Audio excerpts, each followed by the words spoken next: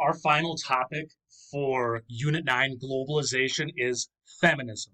So we're looking at feminist movements across the globe, but also reactions to these movements. Now, organized feminism actually lost momentum in the 1920s after success with suffrage movements, but revived again in the 1960s with a new agenda against this historic understanding of women either as the other or as deviant. This was exemplified in 1949 when a French author published The Second Sex as a counterpoint to the contention that women were often treated as this other when compared to the male gender, which was viewed as quote unquote normal. The book played a central role in reviving the feminist movement, and a counter Mother's Day parade was even staged with the slogan, celebrated one day, exploited all year. Similarly, millions of Americans responded to Betty Friedan's The Feminist Mystique, which focused on the message of educated women who were seemingly unfulfilled by marriage and motherhood. The agenda for this second wave of women's rights shifted to employment and education rather than simply emphasizing on suffrage, which in many cases had already been achieved. And there's also a growing demand of women to control their own bodies. A radical faction of the movement, known as women's liberation, sometimes called women's lib, focused on a broad attack on patriarchy as a system of domination. The concept of what's called consciousness raising, entitled Women Becoming Aware of Oppression That They Faced. Women who were part of this movement advocated for more direct action rather than simply lobbying for equal political rights, as was recommended by equal rights feminists. The protests at the 1968 Miss America competition included throwing stink bombs into the convention hall and burning what were viewed as traditional feminine items like bras and high heels in a freedom trash can. Additionally, members of the women's liberation movement began the open dialogue on free love, lesbianism, and celibacy, arguing that sexuality should be open to discussion and afforded the same respect as heterosexual marriages. Now, black women emphasized solidarity with black men, not necessarily separation from them. So, in the concept of global feminism, to many black women, the concerns of white middle class women were incompatible with their needs, since black women had traditionally always worked outside the home and were not necessarily subject to this desire to break away from the restrictions of homemaking. Black women viewed the family as a secure base from which to resist racism, rather than some type of oppression that was holding them back. Many Black American and British women formed their own organizations to focus on racism and poverty, and viewed mainstream feminism as, quote, a family quarrel between white women and white men. So, to a large extent, in the Western world, this is what's going on in terms of feminist movements. When we shift to what's referred to as the global South, the struggles that women in developing countries were facing are definitely different than those of Western nations. The issues of colonialism, poverty, and independence were universal and not just relegated to one specific gender. Women had been welcomed in communist and revolutionary movements, where men needed their support, but they were then subsequently sidelined after the movement's success and were forced to take on more marginal roles. A frequent occurrence was the criticism of Western feminism by feminists in developing countries.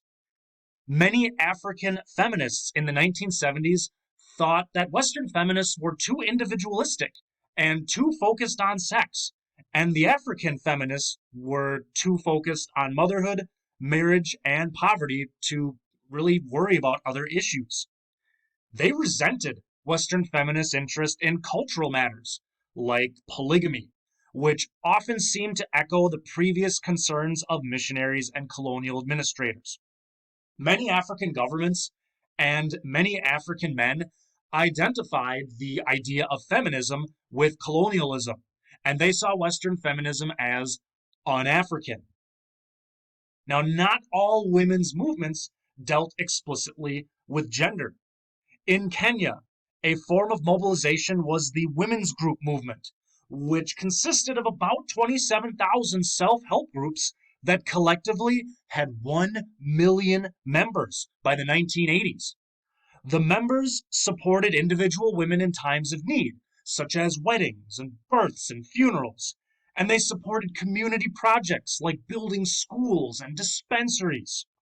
In Morocco, the feminist movement targeted laws defining women as minors, known as the Family Law Code. And thanks to support of male allies and a more liberal king, women in Morocco finally obtained legal equality in 2004. In Chile, the women's movement emerged during Augusto Pinochet's dictatorship from 1973 to 1990, and they crossed class and party lines. Now, they're considered invisible in the public eye, which enabled feminists in Chile to become highly organized. Many women became human rights activists, and they used this platform to call attention to the thousands of disappeared opponents of Pinochet's regime, while also advocating for more democracy.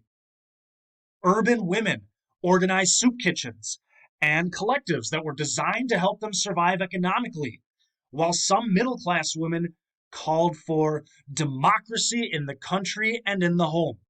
And these movements were part of the reason that Chile returned to a more democratic government in 1990. So this is kind of a snapshot of feminism as it was developing in the, well, quote unquote, developing world. Now, what's been referred to as the woman question became a global issue in the 20th century, aided by the view that women's rights are human rights. Patriarchy as a social system did lose some of its legitimacy during the 20th century, although it hasn't entirely gone away. The United Nations declared 1975 as International Women's Year, and they even declared the decade of 1975 to 1985 as the decade for women. And the UN even sponsored a series of world conferences on women over the next 20 years.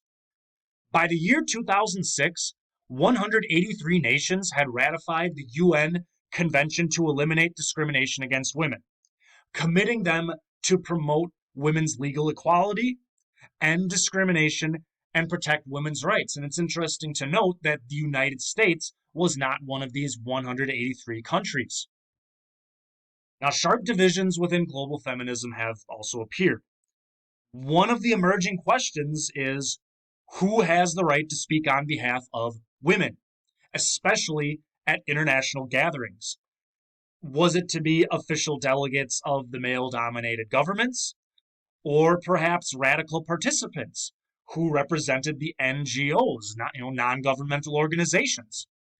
Conflict between developed and developing nations' interests also emerges, which we've somewhat seen those differences earlier on.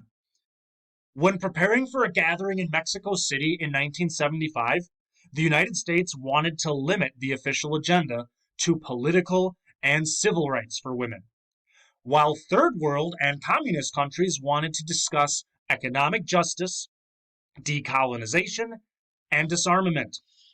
There was often a resentment that women from first world nations enjoyed positions of power and that the concept of sisterhood did not exactly mean collective interests. And even third world groups often disagreed.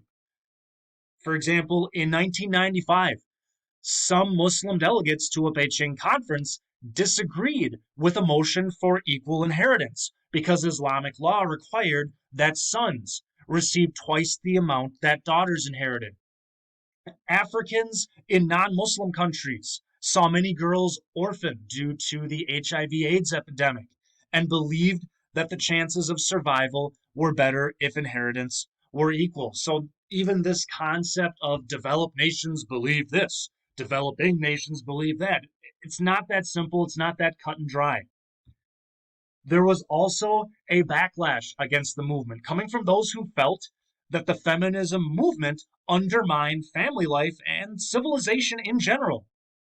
American Phyllis Schlafly, an opponent of the Equal Rights Amendment, called feminism a disease that caused fear, sickness, pain, anger, hatred, danger, violence, and all manner of ugliness. That's the full quote. In the Islamic world, feminism was seen as a Western construct that was highly offensive and helped propel religious revival movements requiring women to wear veils and sometimes lead restricted lives. Now, there were other groups throughout the 20th century, like the Vatican and strong Muslim and Catholic nations, and the US took exception at the time to the movement, especially when the emphasis was placed on reproductive rights. So again, it's a very complex and complicated issue when you discuss feminism and when you look at the gains of feminists, but also even the goals of the movement worldwide.